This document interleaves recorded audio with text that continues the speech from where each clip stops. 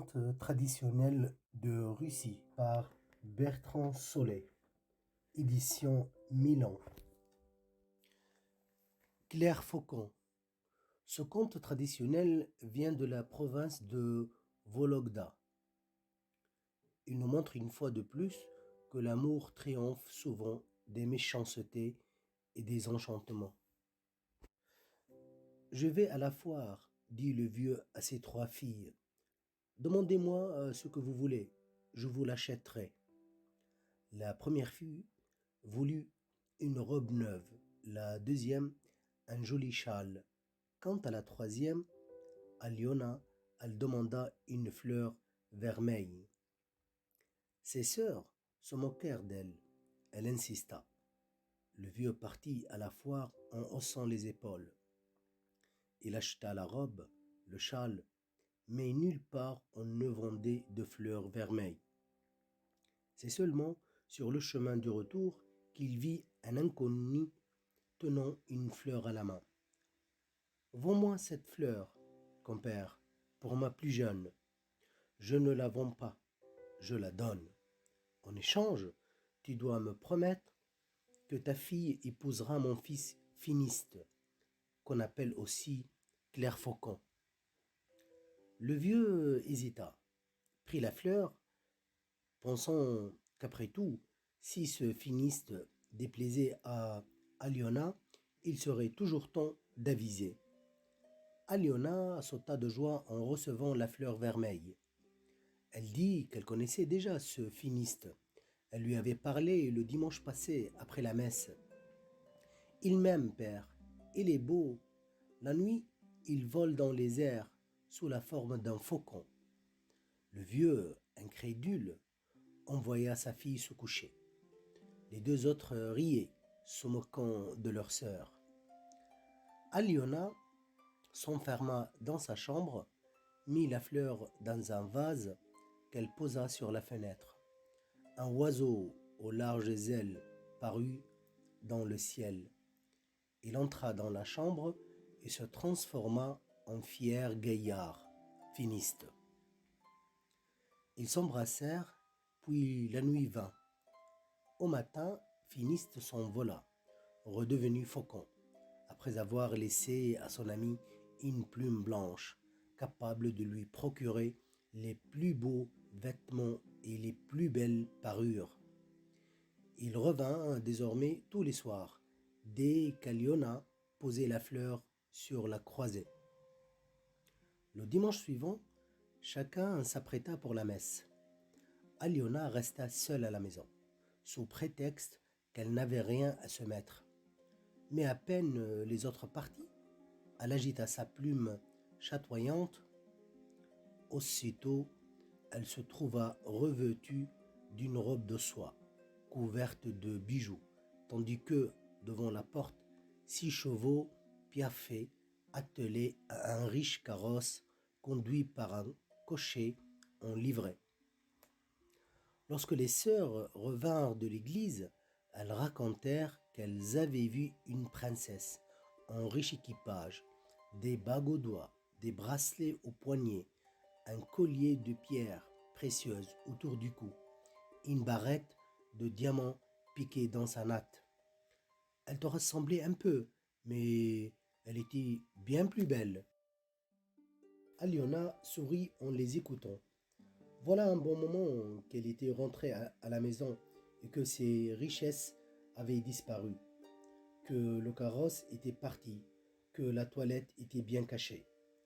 La vie continua de cette façon, les visites de Finiste, les dimanches à la messe et ses sœurs émerveillées par la princesse inconnue.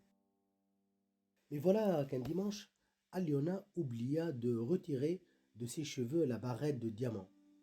Ses sœurs ouvrirent de grands yeux en la voyant. Elles ne dirent rien sur le coup, mais se mirent à épier leur sœur. Quand elles surent la vérité, la jalousie les dévora. Il faut croire qu'elles étaient méchantes, puisqu'elles fixèrent à la fenêtre d'Aliona 2 couteaux ouverts, aux lames acérées, dès que leur sœur eut posé sa fleur vermeille.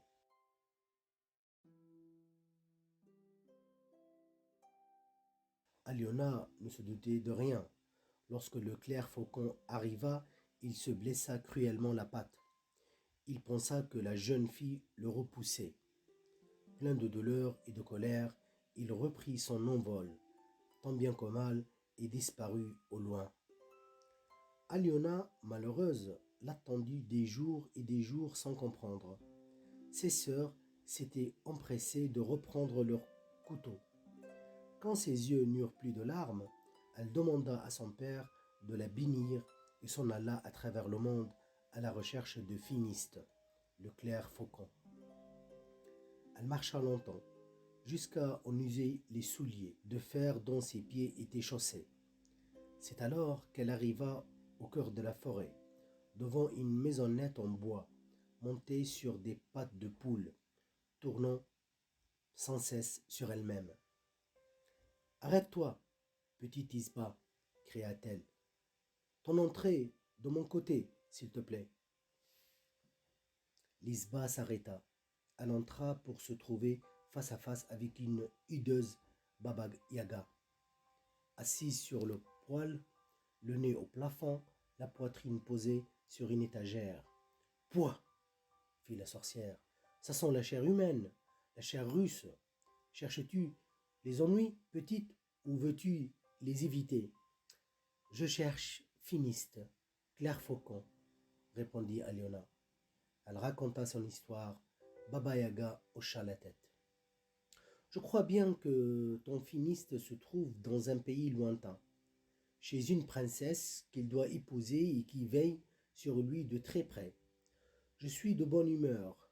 Voici un marteau d'or et 10 petits clous qui pourront te servir.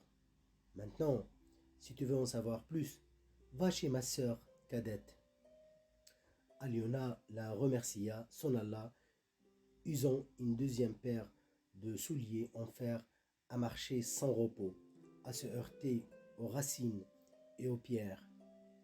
Elle arriva devant une autre isba de bois, montée sur des pattes de poule, et qui s'arrêta de tourner à sa demande. La nouvelle Baba Yaga, le nez en l'air, la reçut comme la première, l'air dégoûté. « Pouf, ça sent la chair russe. Cherches-tu des ennuis, petite ?» Lorsque Aliona se fit expliquer, Baba Yaga se redressa du coude sur son poil. « Il te faudra aller plus loin encore pour trouver Finiste. Tu devras traverser 3 fois 9 pays, jusqu'au 5 fois 10e royaume. » Elle lui expliqua le chemin et ajouta: « Va chez ma cousine, elle en sait davantage sans doute.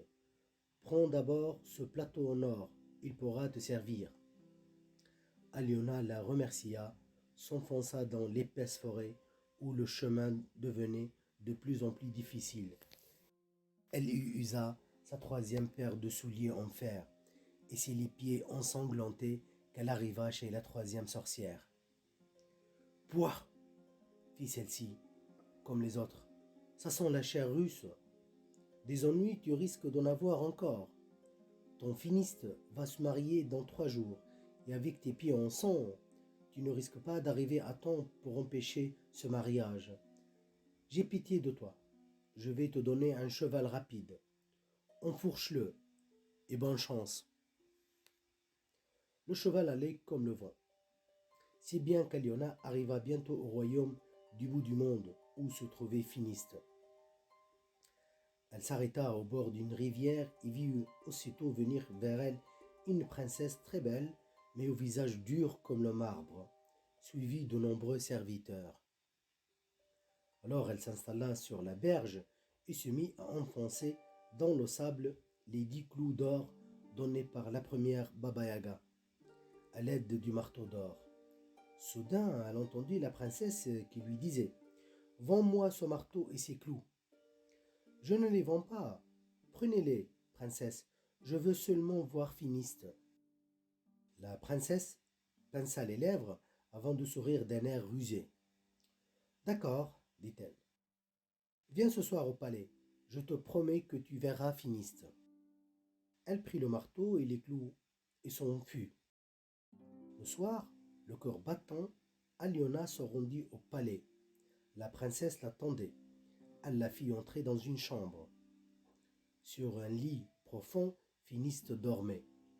La princesse l'avait endormi à l'aide d'une épingle magique fixée à sa chemise. Je tiens ma promesse. Regarde-le. À tout à l'heure. La princesse sortit en riant. Restée seule, Aliona se précipita sur celui qu'elle aimait. En dépit de ses efforts, elle ne put le réveiller. Ni pleurs, ni douces paroles, ni fire.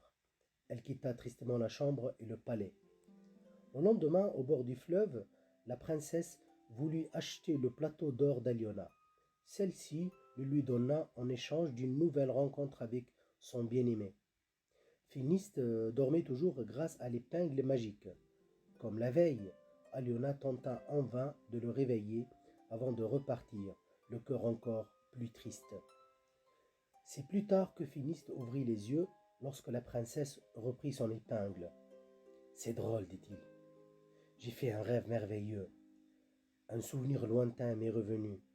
Quelqu'un se penchait sur moi, un doux visage, des yeux en pleurs, quelqu'un de très cher. » « Mais non, répliqua la princesse mécontente, c'était un mauvais rêve. Viens, allons danser, nous réjouir. N'oublie pas que notre mariage sera célébré demain soir. » Le lendemain matin, la princesse s'en retourna au bord du fleuve. Aliona faisait boire son cheval, une bête splendide, pleine d'ardeur. « J'en ai envie, pensa la princesse. Allons, ce sera la dernière fois que je permettrai à ces filles de voir mon futur époux. Dès que nous serons mariés, je la ferai chasser par les soldats. » Et c'est ainsi que, pour la troisième fois, Aliona vit son clair faucon endormi.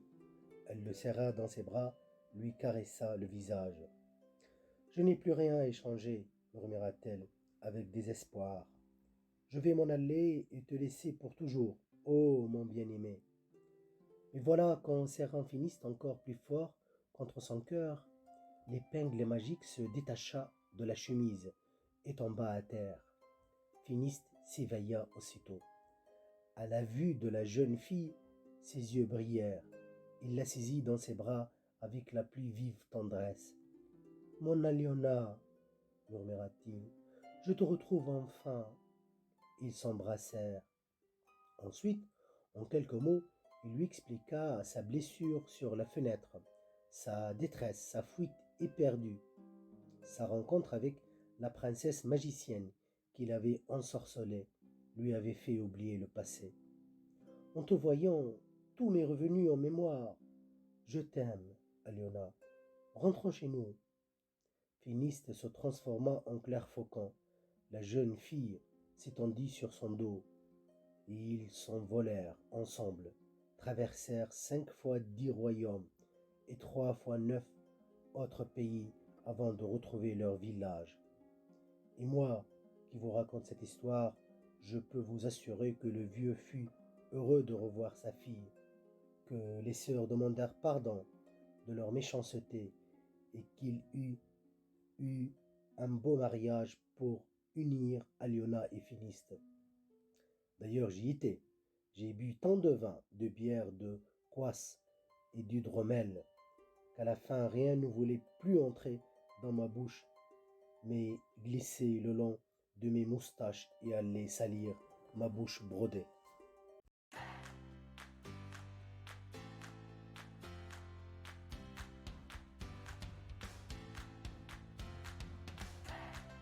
Afin de soutenir les auteurs de cette histoire, vous trouveriez dans la discussion un lien pour l'acheter. Merci.